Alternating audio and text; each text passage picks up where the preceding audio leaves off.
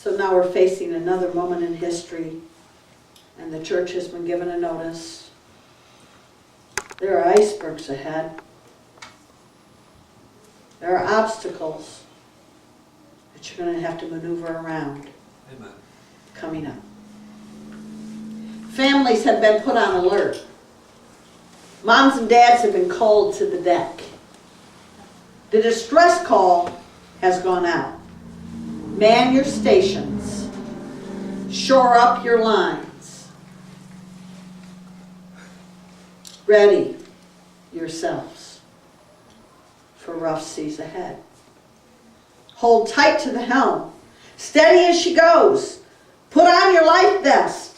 Watch and wait and be ready. Alert. Let no man be lost.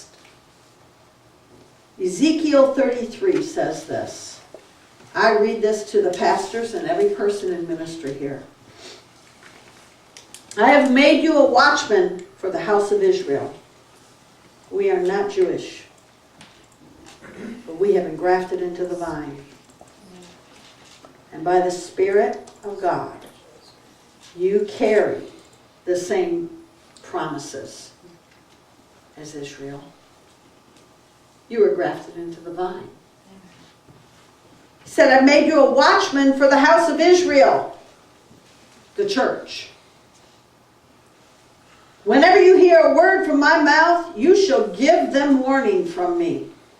If I say to the wicked, O wicked one, you shall surely die, and you do not speak to warn the wicked to turn from his way, that wicked person will die in his iniquity, his sin. But his blood I will require at your hand, because you did not warn them.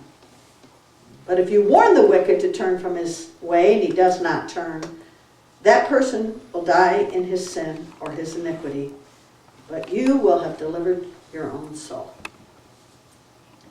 Personally, Ezekiel chapter 33 has so many warnings in it. It's like those 8 rockets that are shot into the air. And when you read it, you go like gulp, gulp. I tell you, as pastors, shepherds, it is our duty, our calling, and our responsibility to warn sinners to turn from wickedness, that they may live. If souls perish because I neglect my duty, I bring guilt upon myself.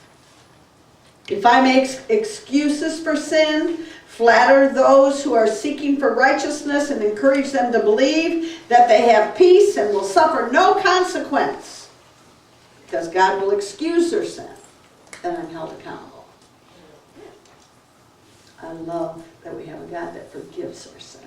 Amen. But he doesn't excuse it. But boy, when he forgives it, he remembers it no more. Amen. I am your watchman on the wall. I am to stand at the lookout tower. I am to sound the alarm to tell you to guard your houses and your children. I'm required to warn you of the enemy's approach. It is my duty to see the obstacles coming in our direction and to not only point them out, but to be praying that God will keep us and protect our lives. And that is my responsibility. And if I look to appease you at the misery of your soul and risk you losing your salvation because you let the world pull you away from God, and I minimized it, poo-pooed it, I changed God's word, this compass is your binoculars. Then I have breached my post if I have not done it correctly. My lookout and my crow's nest. If I become worried that you'll be offended at the word I speak, and I do not warn you of the storm that could destroy your ship, so I alter the message to suit you, then I will be held accountable according to Ezekiel 33, as a watchman, a shepherd, and as your pastor.